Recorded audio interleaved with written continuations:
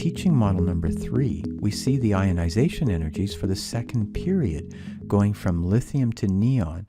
In going from lithium to beryllium, we see that there is a general increase in ionization energy, as you would expect if the nuclear charge is increasing.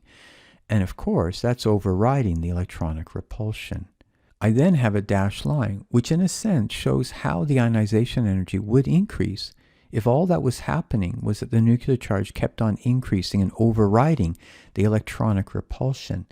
And in a sense, if all the electrons that were being removed from the same subshell, let's say all from the s orbitals, then that's what would happen. Of course, that's not quite possible because we don't have enough room in the s orbital.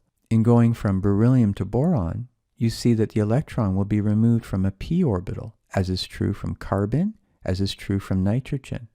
And so I have solid arrows pointing downwards from the dashed line, indicating that the ionization energies are less than what you would expect because the electrons are being removed from a p orbital rather than an s orbital.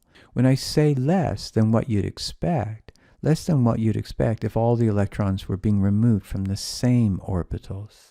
In going from nitrogen to oxygen, in fluorine and neon, you'll see in a sense that all of those ionization energies are yet further reduced.